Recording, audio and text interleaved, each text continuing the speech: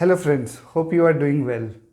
Today we are going to run through a financial model and we will do a very step-by-step approach to preparing a financial model. Remember, this session is only for the starters, people who have not been exposed to financial model at any point of time, people who are graduating from their B schools and want to learn about financial modeling right from scratch. I think this video is for them.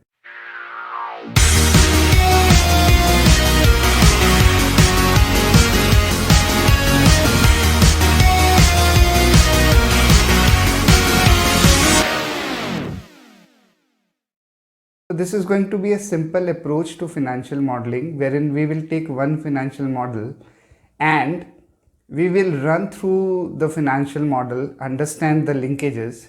We will also forecast the income statement, cash flow and balance sheet. Make sure that the balance sheet is tallying, and based on the forecast we will use them to derive a stock price, expected stock price based on a discounted cash flow method of valuation. So this session is going to be very interesting, very useful for the people who want to start learning financial modeling and who want to start it simple. Let's go ahead. So let's start. Let's first go through this financial model which we will be working on, and what are the key things that we will be doing in this financial model. So this is a very simple financial model which has income statement. As you can see, this is the income statement. And then if we scroll down, it has cash flow statement, a consolidated cash flow statement. And if we scroll down further, it has balance sheet. The figures are in INR million.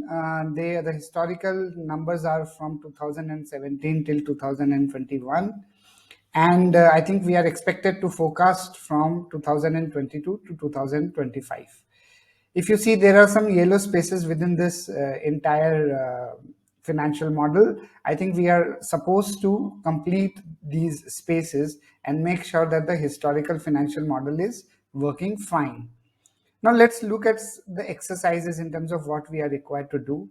So we have couple of exercises here, exercise 1 till exercise 7. Exercise 1 till exercise 3 are related to the historical income statement, cash flow and balance sheet.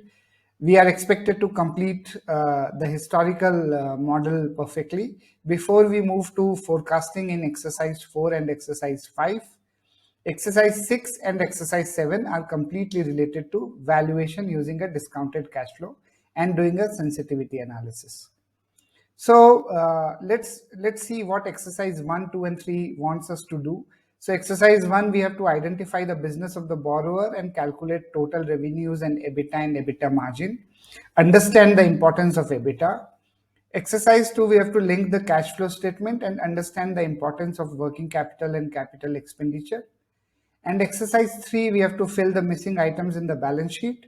We have to apply a check to make sure balance sheet is tallying, and we have to go through the financial statement to see if there are key observations. So let's get started and let's go back to the historical model to first complete the historical part.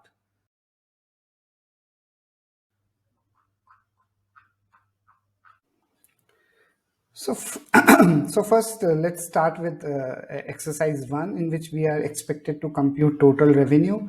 Okay, even before that, we are expected to identify the business of this firm for which this financial model is represented. So if you see, there are segmental information which says as residential, personal mobility, network usage, sales of handsets, SIM cards and others. If you just go through these typical keywords here, it looks like it's a telecom service provider. Okay, so this financial statement, income statement, cash flow and balance sheet is for a telecom service provider. Now let's calculate revenues. So here we have to add the segmental revenues. So the first segment is residential, then we have personal mobility, and then we have corporate SMEs, and then we have other services.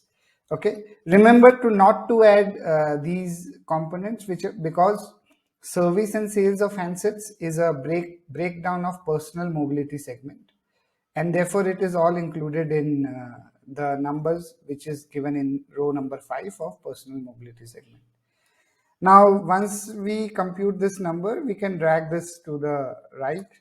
Uh, the shortcut to do this is to kind of use your shift and right arrow and select the entire area, and then use Control R as an option to fill the other cells. Now, total revenues, we just add this and add the other discontinued operations, and then again go right. So, and then the third thing that we need to compute is EBITDA margin.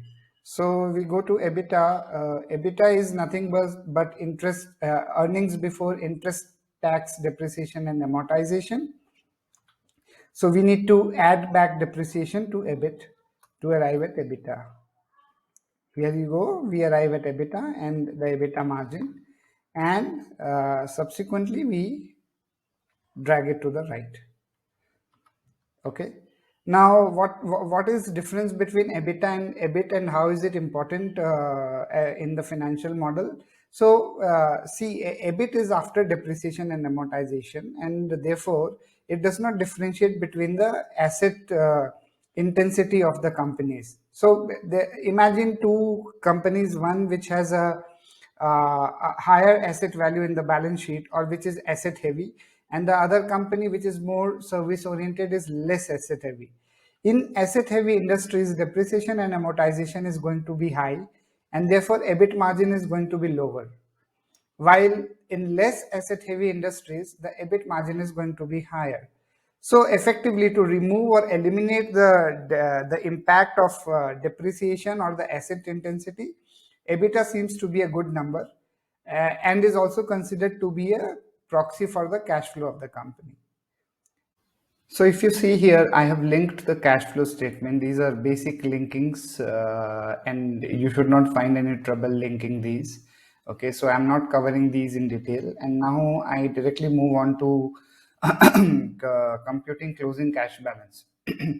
So how do I do that?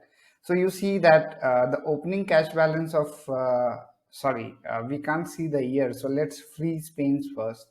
So what is freeze panes? Freeze panes is that, see, this is one of the things which I want to see whether I am in row number 9 or row down below. As we scroll down further, we need to see this, and same thing on the left hand side, this one. So I'll select this cell above which and on the left hand side of which I want to freeze panes, and select freeze panes.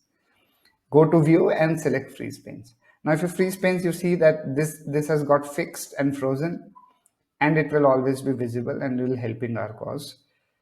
So now coming back to computing closing cash balance, you see that the opening cash balance of 2018 is given. What does that mean? Opening cash balance of next year is equal to closing cash balance of previous year.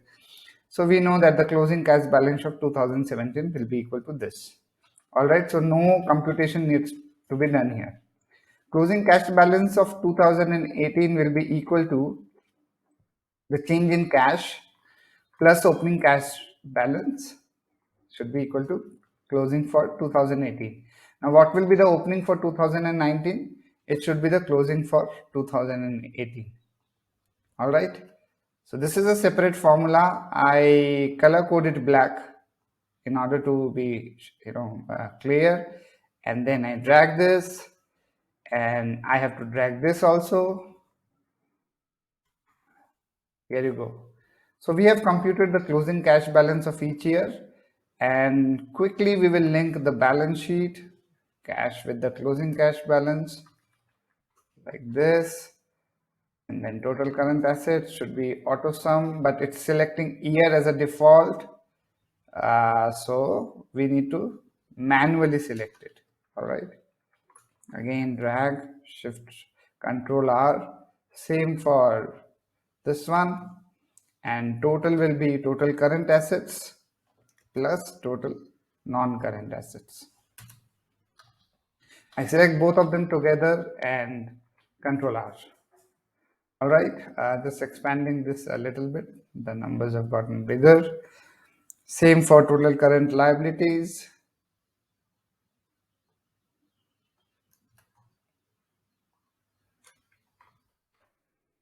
and non-current liabilities, and total liabilities current plus non-current, dragging them. Then finally total shareholders equity, we need to extend this, yeah, and then total liabilities and shareholders equity equal to total liabilities plus total shareholders equity, and we can drag this.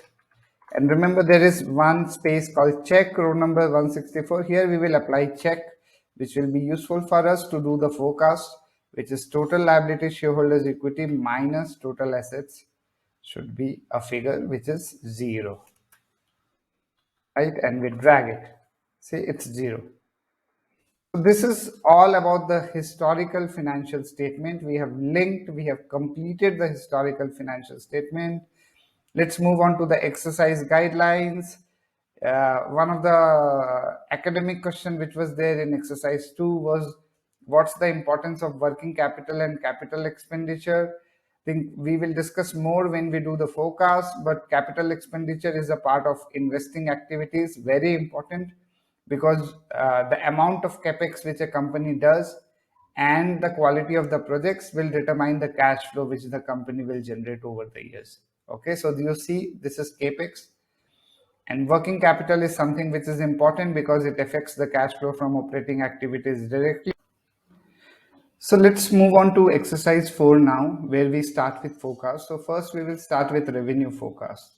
So if you see here, there are certain pieces of information given here. This is for the residential segment for revenue. What we have been given is residential RGU. What is RGU? It's revenue generating unit. You can consider this as number of subscribers. In million, 2021 it was 16. Then they have given growth in residential RGU. Okay, and then they have given growth in residential average revenue per RGU, which this one you can consider as a average price or average revenue per subscriber. All right, so what I've done is I've taken all this information, whatever has been given here, and put it in appropriate place in my main tab. So if you see, I have put this in here. One of the rules that I follow and I typically recommend for financial modeling is that you need to make sure whatever you are putting, whether it's an assumption or a forecast, in one tab and in the other tabs, everything needs to remain consistent. For example, if 2022 is in G column here, if you create another tab also, it needs to be in G column. Here I'm avoiding using another tab for the sake of convenience.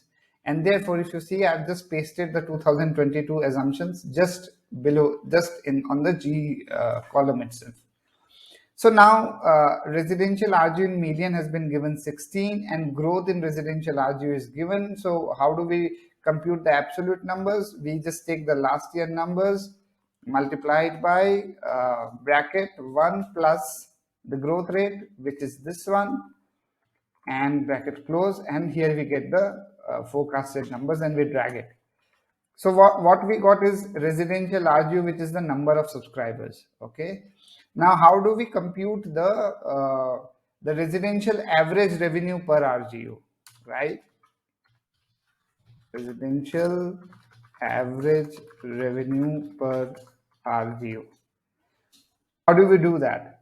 So it's simple. It just consider revenue as a function of volume into price, and this being the volume, and we have to compute price. We have been given total revenue. So we will go to the statement where total residential average revenue is given. Here it is, right? Please make sure that you don't take the total revenues here because we are talking about residential segment. Okay, so we took the total revenues and then we divide it by the residential RGU in million, which is the volume. So revenue divided by volume is equal to the average price. Okay, you get the average price. All right, here if you see, both the metrics are in million. Okay, so the revenue is also in million, residential RGU in million, so we don't need to make any adjustment to the average price. And then what we need to do is, we have been given the growth rates for average revenue per RGU, which means growth rate in pricing. So we will take the historical pricing into 1 plus growth rate. All right, and bracket close. And that's how we get the residential average revenue per RGU. I'm just removing the decimal places to make it look more cleaner. So now if you see, I have got the volume and I've got the price. And then how do I forecast revenue? I just go to the proper place, equal to volume, which is this, so this into price, which is this. All right. And here you get the revenue numbers for the residential segment. In the similar way, personal mobility segmental information is given. Think you should try to do it yourself and compute the revenue from the personal mobility segment. So what I have done now is I have computed the revenues for personal mobility segment. In a similar way, I have computed it for residential RGU. You should try it yourself. And then what I have done is, if I go forward, I have completed the entire revenue segmental forecast.